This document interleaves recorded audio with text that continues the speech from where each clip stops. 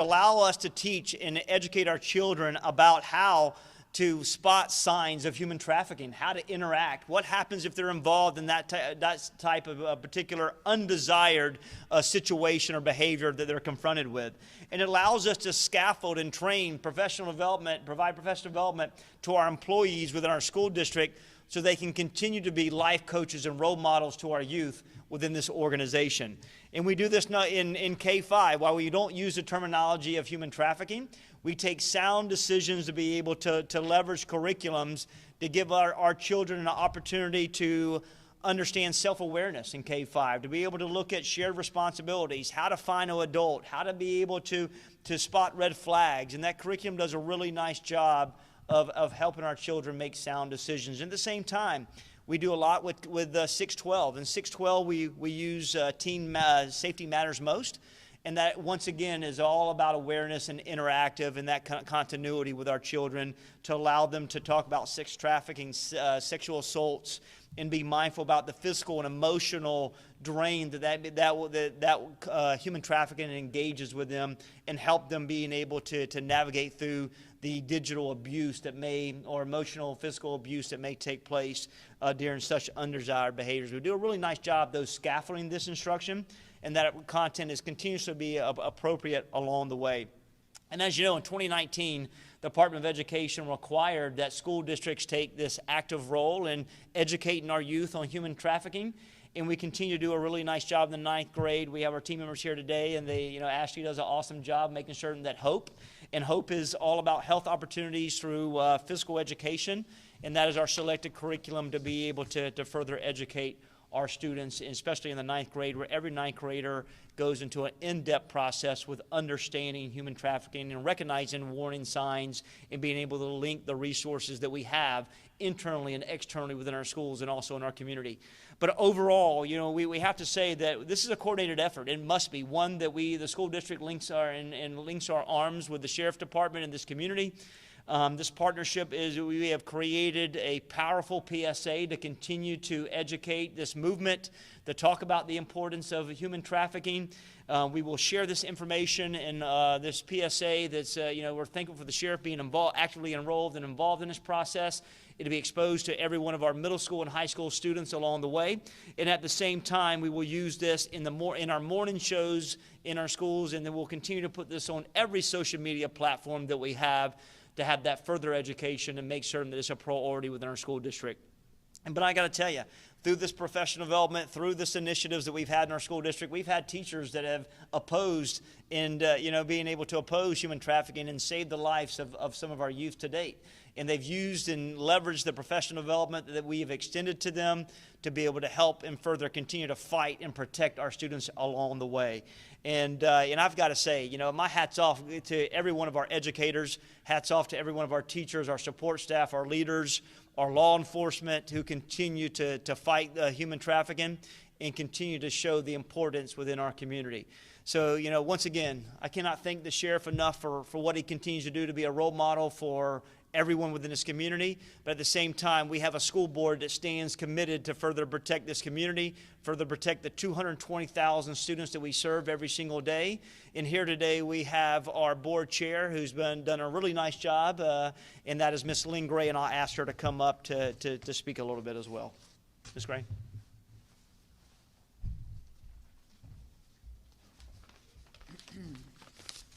Thank you, Superintendent Davis and Sheriff Chronister.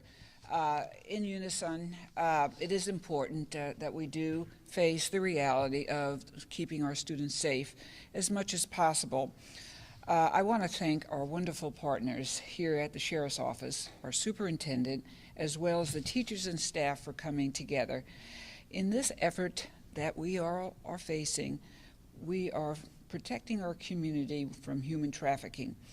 And I'm just going to back up. Human trafficking was a reality that I had learned about more so than not in Southeast County, probably about a year ago.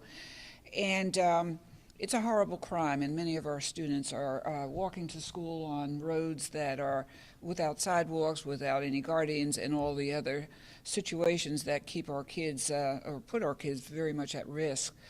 I put together a human trafficking task force of community leaders, staff members, teachers, principals, so that together we can strategize and really prepare our students on signals and signs to look for.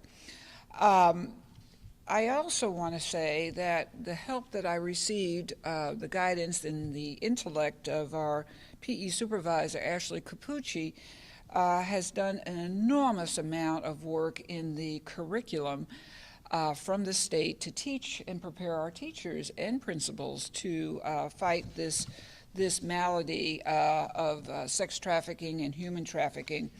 This is a very important task force, and it will be, especially as we know for the Super Bowl coming up, more and more we will have those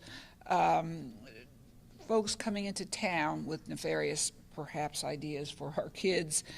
And again, as an educator, I'm here to tell you that the most important thing we can ever do for our children, my grandchildren, your children, is education.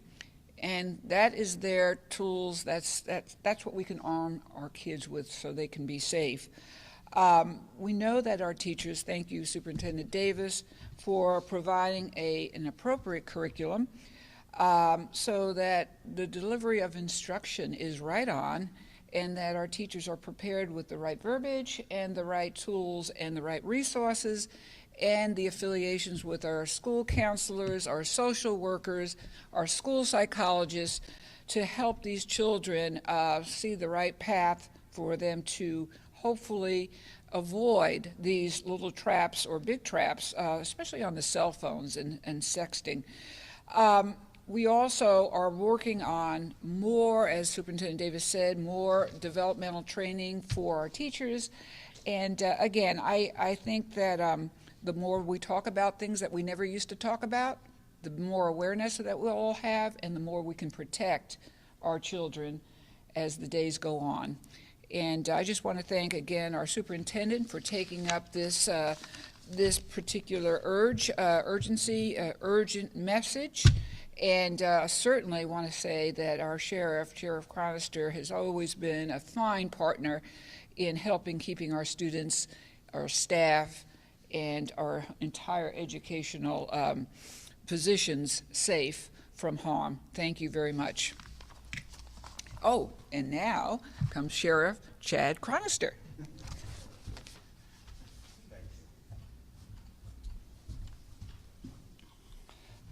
Good morning, everyone, and Happy New Year to each and every one of you. I, too, must start by thanking Superintendent Davis, Madam Chair Gray. Thank you. What a phenomenal relationship and partnership that we share. And in my years of sheriff, I've never felt more comfortable of the safety of our children, the more than 200,000 children that we have here in Hillsborough County under your leadership. Thank you for making, regardless of what the particular topic may be, the priority is always the safety of our children. Thank you both. When I talk about our partnership too, I have to be extremely grateful for our partnership is critical to ending human trafficking. And today's unveiling of our joint public service announcement is yet another step in this endeavor. The Sheriff's Office has taken a steadfast approach to combat the insidious practice of human trafficking by targeting the demand, rescuing victims, and educating our community on the signs of human trafficking. On many occasions, we have stood and gathered in this very room to announce the arrest of hundreds of individuals involved in the sexual exploitation of others. Through our operation, we've also rescued dozens of victims from a world of pain and suffering. But the monumental task is far from over. We are a month away from hosting the Super Bowl. And as with any large event, human traffickers are gearing up for big business. With the influx of visitors, demand for commercial sex will increase. Traffickers will be traveling here with their victims and searching for new ones. Our undercover detectives are pursuing these nefarious individuals who prey on the innocence of others. And we're working closely with our law enforcement counterparts and community partners, as well as hotels and entertainment venues where these criminals tend to operate. And lastly, one of our largest areas of focus is prevention through education, which is why our collaboration with the Hillsborough County Public Schools is so important to our overall strategy of protecting the more than 200,000 students in our community. By knowing what human trafficking is, understanding the dangers, and how to identify the signs, we can prevent our children from being exploited. Students and parents, please take the opportunity to understand that human trafficking is a real issue that affects our community. I urge all parents to closely monitor their child's online activity. Ask them who they're talking to. Check their browser history and observe their behavior. Students, look out for one another. We cannot stress it enough. If you see something, say something. It can truly save a life. I am now pleased and have the pleasure to unveil our joint public service announcement and urge students, educators, and parents to watch. Please direct your attention to the screen.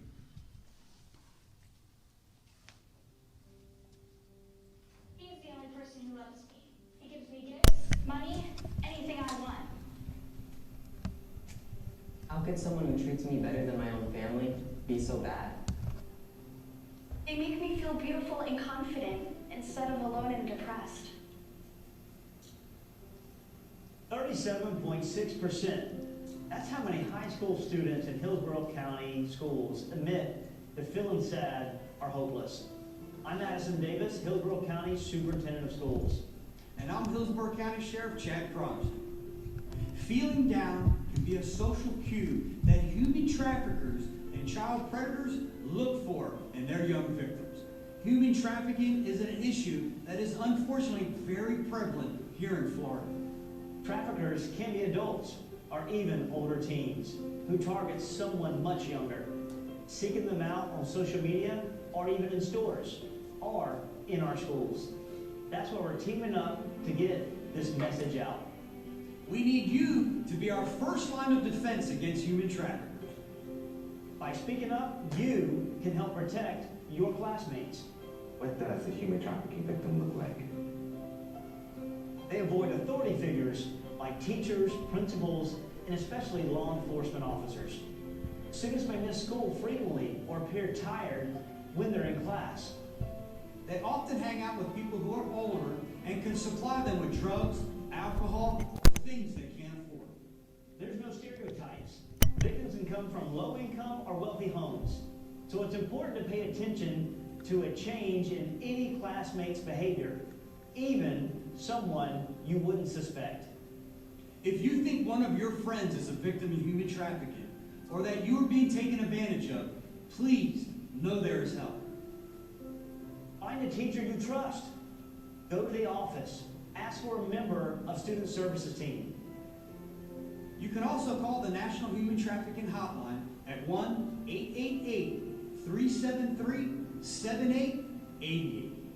Spread the message using the hashtag #ProtectYourPeers. Together, we are here to keep you safe.